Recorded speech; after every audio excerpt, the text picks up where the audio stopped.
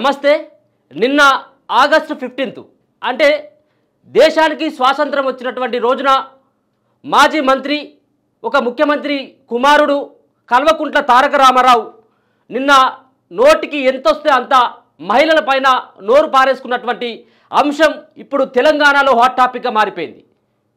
నిన్న మహిళలను ఉద్దేశిస్తూ కల్వకుంట్ల తారక రామారావు చేసినటువంటి వ్యాఖ్యలు నిజంగా తెలంగాణలో ఉన్నటువంటి మహిళా లోకమంతా బగ్గుమంటా ఉంది.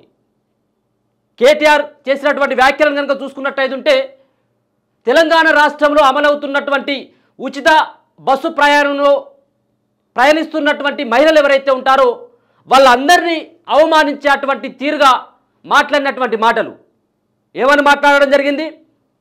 ఈ మహిళలంతా అక్కడ ఆర్టీసీ బస్సులో ప్రయాణం కాదు, మీరు బ్రేక్ డ్యాన్స్ చేసుకోండి, లేకపోతే రికార్డింగ్ డ్యాన్స్ చేసుకోండి, దీనికోసమే ఆర్టీసీ అంతా పనిచేస్తూ ఉంది, ఉచిత బస్సు ప్రయాణం ఇది ప్రభుత్వం అందుకే తీసుకొచ్చిందా అని చెప్పేసి వ్యాఖ్యలు. అంటే ఇలా బస్సులో ప్రయాణిస్తున్నటువంటి మహిళలంతా బ్రేక్ డ్యాన్స్ చేసుకోవడానికి వెళ్ళేది. మహిళలంతా ఒక పక్కన కొన్ని సందర్భాల్లో కొంత పక్కదారి పట్టినప్పటికీ మెజార్టీగా ఉన్నటువంటి మహిళలంతా ఉచిత బస్సు ప్రయాణం పట్ల హర్షం వ్యక్తం చేస్తూ ఉన్నారు. సరే, ఒకటి రెండు చోట్ల ఏదైనా మనం చూస్తూ ఉన్నాం కొంత గలాటలు అయినటువంటి పరిస్థితి, కానీ ముఖ్యంగా మెజార్టీ మహిళలంతా కూడా దాన్ని వినియోగించుకుంటూ ఉన్నారు. దీని పట్ల మరి వివాదాస్పదమైనటువంటి వ్యాఖ్యలు. అంటే బ్రేక్ డ్యాన్స్, రికార్డింగ్ డ్యాన్స్ అంటే కొంత అశ్లీలంగా చేసేటువంటి ఆ డ్యాన్సులు అవి. అంటే తెలంగాణలో ఉన్నటువంటి మహిళల పట్ల నువ్వు చేసేటువంటి వ్యాఖ్యలు ఏ విధంగా చూడవచ్చు? ఇప్పటికే కల్వకుంట్ల కుటుంబానికి నోటి దుర ఎక్కువ. ఈ నోటి దురత వీళ్ళందరికంటే ఎక్కువ మరి కల్వకుంట్ల తారక రామారావుకి మరీ ఎక్కువ. ఏం మాట్లాడతాడో, ఎవరిని ఉద్దేశించి మాట్లాడతాడో అసలు తెలియనటువంటి పరిస్థితి. కల్వకుంట్ల తారక రామారావు వ్యవహార శైలి వల్ల తెలంగాణలో బీఆర్ఎస్ పార్టీ ఖచ్చితంగా 100% ప్రజలంతా బొంద పెట్టడం జరిగింది. దానికి మూల కారణం కేటీఆర్. ఇప్పుడున్నటువంటి నేపథ్యంలో మహిళల పట్ల ఈ చేసినటువంటి వ్యాఖ్యలు ఏ విధంగా చూసుకోవచ్చు? దీని పట్ల ఇప్పటికే స్ట్రాంగ్ వార్నింగు ప్రభుత్వంలో ఉన్నటువంటి పెద్దలు, మంత్రి సీతక్క, మహిళా కమిషన్ సైతం మరి సీరియస్గా తీసుకోవడం జరిగింది. మహిళా కమిషన్ సైతం సుమోటోగా కేసు నమోదు చేసేందుకు సిద్ధపడింది. ఇలా చేసినటువంటి వ్యాఖ్యల పట్ల ఎక్కడ కూడా ఆయన క్షమాపణ చెప్తున్నట్టుగా చెప్తున్నట్టుగా ఏదో రెండు వ్యాఖ్యలు ఆ యొక్క ట్విట్టర్లో రాసుకొచ్చేటువంటి ప్రయత్నం చేయడం జరిగింది. దాంట్లో కూడా ఎక్కడ కూడా బహిరంగంగా నేను క్షమాపణ చెప్తా ఉన్నాను, మహిళలారా నన్ను క్షమించండి అని చెప్పేసి ఎక్కడ కూడా చెప్పలేదు. కేవలం ఏదో నామమాత్రంగా పోస్టు చేసినామన్నటువంటి తీరుగా పోస్టు చేయడం జరిగింది. ఇక నువ్వు ఊర్లలోకో లేకపోతుంటే మహిళల దగ్గరికి ఒకవేళ కనుక ఏదైనా పని మీద వెళ్ళినట్టయితే ఖచ్చితంగా మహిళలంతా కూడా నిన్ను కొట్టేటువంటి పరిస్థితి. ఇప్పుడు ఏం వ్యాఖ్యలు చేసింది? ఒక ఆగస్టు 15 రోజు తెలంగాణ దేశానికి స్వాతంత్రం వచ్చినటువంటి రోజున మహిళలను కించపరిచే విధంగా దేశంలో ఇప్పటికే మహిళల పట్ల ఒక రకమైనటువంటి అణచివేతకు గురవుతూ ఉన్నారు. ఇంకొక పక్కన మహిళలపైన దాడులు జరుగుతూ ఉన్నాయి, మహిళలపైన లైంగిక వేధింపులు జరుగుతూ ఉన్నాయి. మహిళలంటే చిన్న చూపు పెరిగిపోతున్నటువంటి తరుణంలో ఒక మాజీ మంత్రివి, ఇప్పుడు ప్రజెంటు ఎమ్మెల్యేవి, ఒక ముఖ్యమంత్రి కొడుకైనటువంటి నీకు కొంత ఏదైనా ఉండాలి కదా. నువ్వు ఆ వ్యాఖ్యలు చేసేటువంటి ముందు మరి నీ ఇంట్లో కూడా ఉన్నటువంటి మహిళలు ఉన్నారు, మరి నీ ఇంట్లో వాళ్ళు కూడా మరి ఇదే తీరుగా డ్యాన్సులు వేస్తూ ఉన్నారు అన్నటువంటి తీరుగా కూడా విమర్శలు, రకరకాలైనటువంటి విమర్శలు వస్తూ ఉన్నాయి. ఒకటి అనడం ఎందుకు, 4 తన్నించుకోవడం ఎందుకు? అంటే ఈ నోరు అదుపులో పెట్టుకోవాలి. నీ నోటికి తాళం వేయాల్సినటువంటి అవసరం ఉన్నది. నువ్వు ఎట్లా పడితే అట్లా తెలంగాణ సమాజంలో ఉన్నటువంటి మహిళలను ఎటు పడితే అటు మాట్లాడితే మరి ఇంటారంటే అది నీ ప్రభుత్వం కాదు, మీ అయ్య చేసినటువంటి ఏదైతే రాచరిక పాలన కాదు ఇప్పుడున్నది. ఖచ్చితంగా చర్యలు తీసుకున్నటువంటి దిశగా ఇప్పుడున్నటువంటి ఆ పెద్దలంతా కూడా ప్రయత్నం చేస్తూ ఉన్నారు.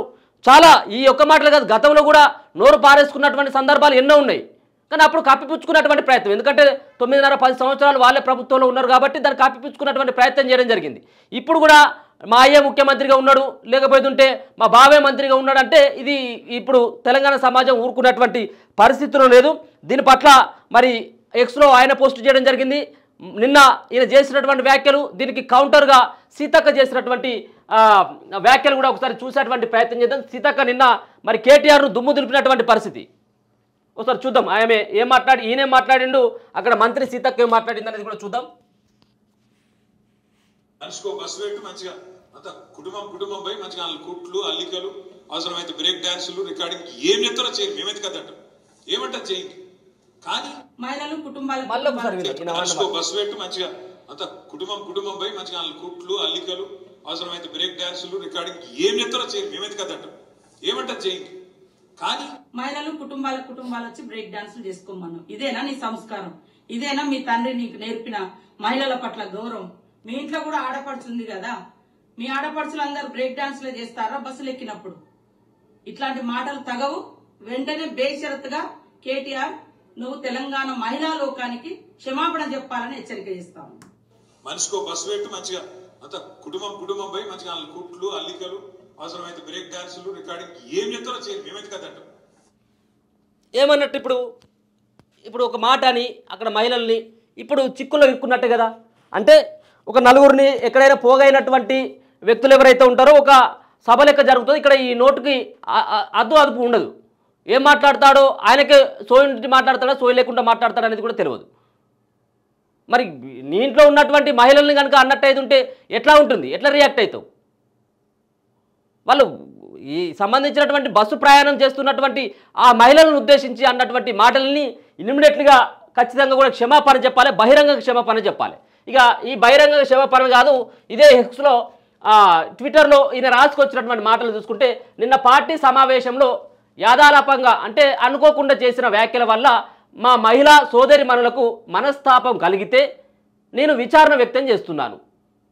నా అక్క చెల్లమ్మలను కించపరిచే ఉద్దేశం ఎప్పుడూ లేదు. మరి లేనప్పుడు మరి ఎందుకు చేసినావు? యాదాపలంగా అంటే అనుకోకుండా ఎందుకు చేస్తావు? నువ్వు ఒక మంత్రిగా పనిచేసినావు 2 దఫాలుగా, 5 సార్లు ఎమ్మెల్యేగా పనిచేసినావు. నీకు తెలవాలి కదా. నువ్వు ఆ మహిళలను ఉద్దేశిస్తూ నువ్వు ఏదో అనుకోకుండా చేసినటువంటి వ్యాఖ్యలు కావు, కావాలని చెప్పేసి అవమానించేటువంటి తీరుగానే నీ యొక్క వ్యాఖ్యలు ఉన్నాయి. ఇది మరి సరే ఓకే, మనస్తాపం కలిగితే నేను విచారణ వ్యక్తం చేస్తున్నాను. మరి ఇక్కడ క్షమాపణ చెప్పులే అని చెప్పేసి ఎందుకు రాగలేకపోయినావు? నా అక్క చెల్లమ్మలకి కించపరిచే ఉద్దేశం లేదు, సోదరి మనులకు మనస్తాపం కలిగితే నేను విచారణ వ్యక్తం చేస్తున్నాను. ఏం విచారణ వ్యక్తం చేస్తున్నావు? ఆయన విచారణ వ్యక్తం చేస్తున్నాడు, మీకు క్షమాపణ చెప్పట్లేదు. దీని పట్ల మహిళా కమిషన్ సైతం కూడా ఇప్పటికే సీరియస్గా ఉంది. రికార్డింగ్ డ్యాన్సులు బ్రేక్ డ్యాన్సులు అన్నటువంటి ఈ పదాలను వాడి వాళ్ళను మరి మహిళలను అత్యంత దారుణంగా కించపరిచినటువంటి కేటీఆర్ పైన ఖచ్చితంగా మహిళా కమిషన్ సుమోటోగా తీసుకొని కేసు నమోదు చేయాలని చెప్పేసి పెద్ద ఎత్తున ఇవాళ కాంగ్రెస్ పార్టీ సైతం కూడా పిలుపుని ఇవ్వడం జరిగింది.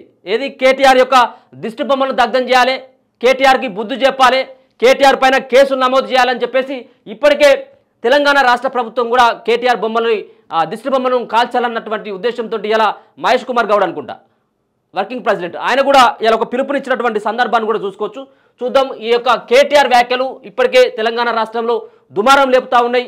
మహిళలను కించపరిచే విధంగా చేసినటువంటి వ్యాఖ్యల పట్ల మహిళా లోకమంతా కూడా మరి చాలా సీరియస్గా ఉన్నది. దీని పట్ల మరి కేటీఆర్ మళ్ళీ ఎట్లా స్పందిస్తారని కూడా మనం చూడాల్సినటువంటి పరిస్థితి. చూస్తూనే ఉండండి మన తొలి వెలుగు.